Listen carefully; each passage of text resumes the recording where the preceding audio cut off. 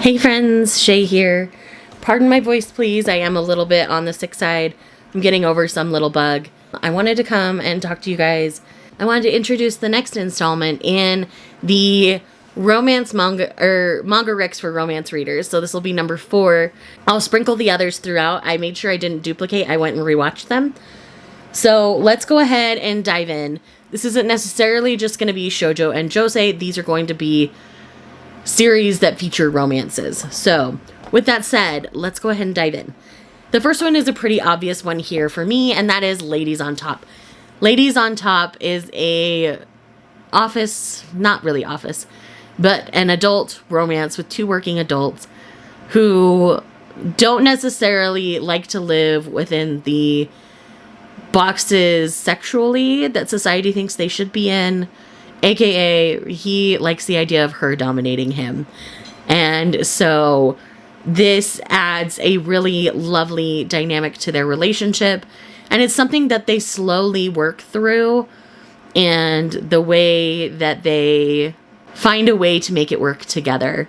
It's going to only be 6 volumes in total. I really love the direction volume 5 was headed. So I'm very excited to see how this one decides to finish out. So this one will be complete before the end of 2024. So if you're looking for something short and succinct and really fun, I do recommend Ladies on Top highly. The next one is a longer series, and this one is The Duke of Death and His Maid.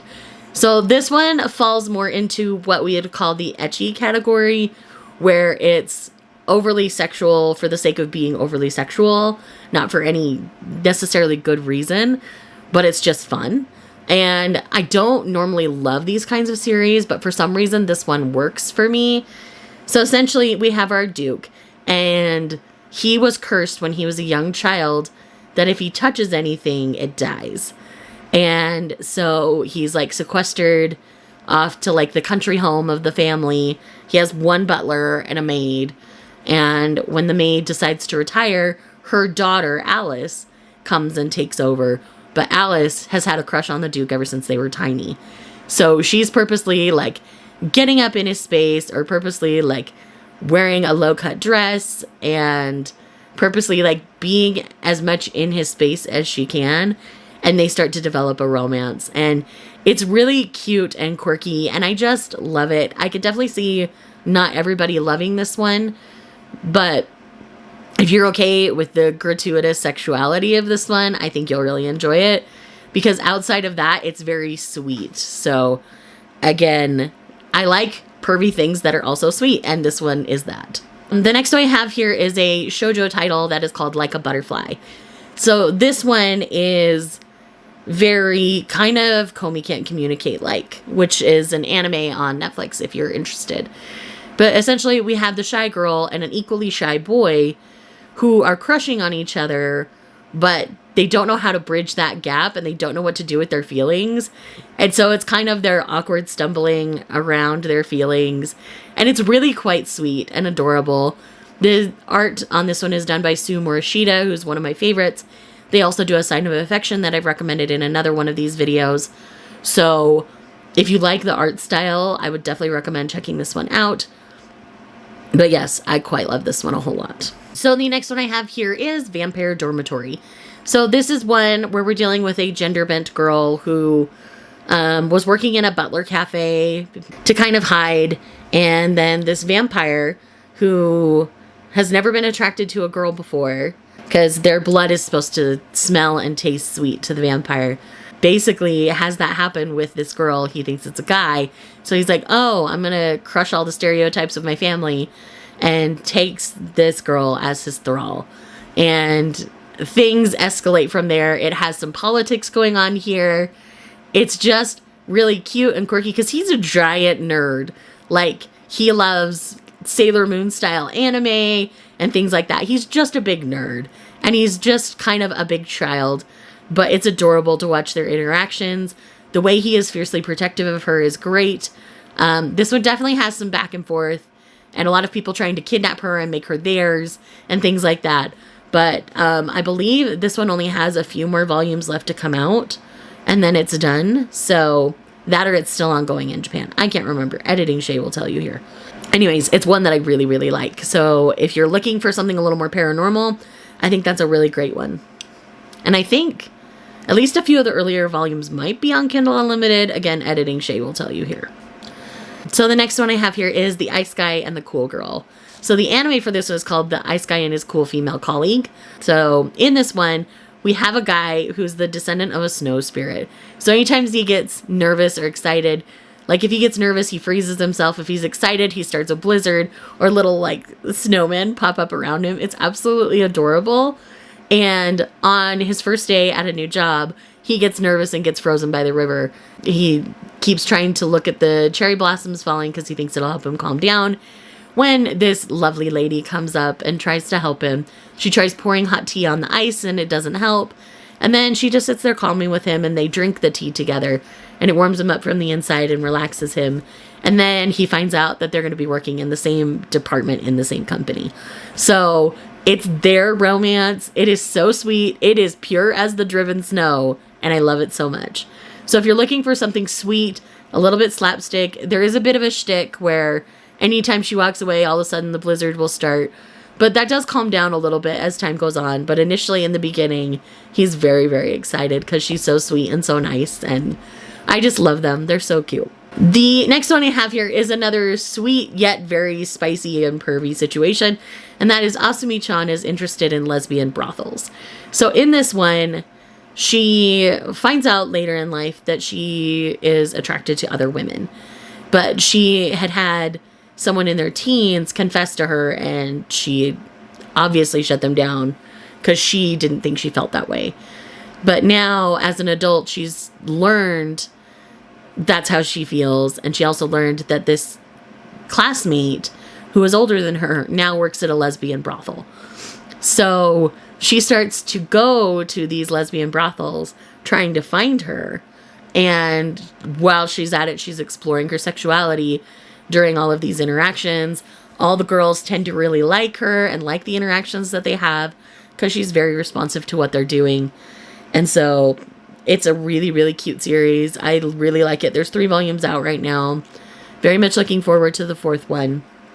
And I would recommend this one because like other recommendations, if you like something like Dick Fight Island, where it's really, really sexual, but also really like sweet and naive at the same time, that's kind of what's going on here. So you'll get a similar vibe.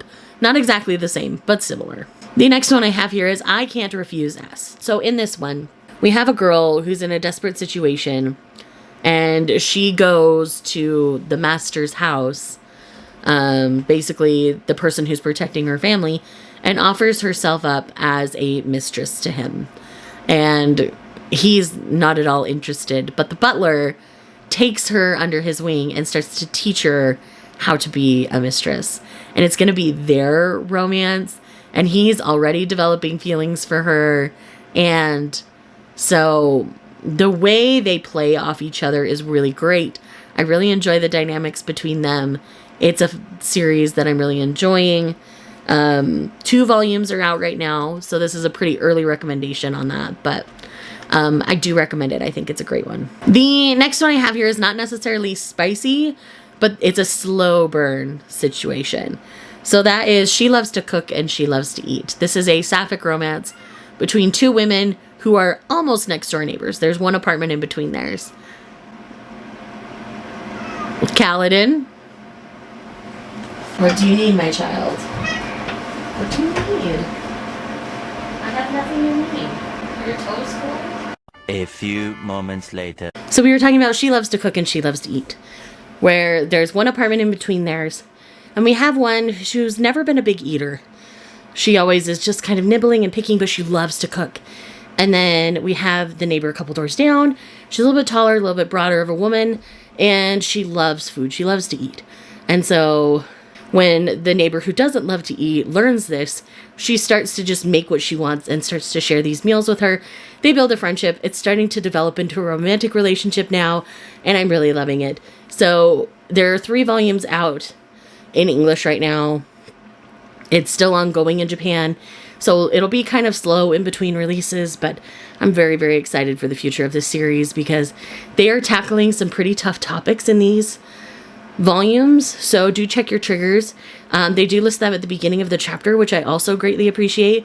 So if you just need to skip a chapter because of a trigger, you can, and it's all good. The next one I have here is 365 Days to the Wedding. So in this one, we have a man and a woman who work at the same company.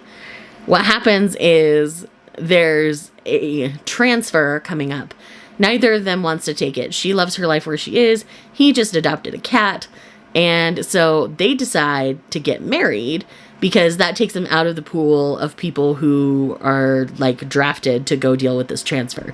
So they won't be transferred. And so this marriage of convenience situation is great. And they originally just plan to be engaged. And then once it's all done, they'll break things off. But it seems like everybody's on board, so they're actually going to have to go through with it. But the more they get to know each other, the more they enjoy each other's company. And it's really sweet and really cute. I really think it's a great series. And I would highly recommend checking this one out. And then the last one that I have for this list is My Happy Marriage. You can enjoy this in its anime form, in its manga form, or in its light novel form. In this, we're following a woman named Mio. Mio is kind of a mouse of a woman. It falls into the Cinderella trope here, where she is Cinderella. And her stepmother and her stepsister have been awful to her forever. Her father won't stand up for her. He's not gone, but he won't stand up for her. And so he decides to send her off to this man named Kyoya, who sends away all of his fiancés. Like, none of them have made it past 3 days in his house. But Mio is the magic girl who gets to stay, and their romance is absolutely sweet and adorable, and he takes such good care of her. She takes such good care of him, and the way that they work together just works really well for me. This develops past a Cinderella story pretty quickly. The first arc, I would say, is your Cinderella kind of story, and then it definitely develops its own legs and its own feet and becomes something completely different. So though you start off in that Cinderella kind of trope, it doesn't stay there. So I would definitely recommend to continue going past that point and to just enjoy the beautiful art, enjoy the beautiful story, and the beautiful characters. If you're watching the anime, it covers the first 2 arcs of the story. So with that said, that is my list this year for manga recs for romance readers. Thank you so much for checking out this video. If you are here just because you love me, leave me the pink sparkly heart emoji, and I will see you guys in the next one. Bye.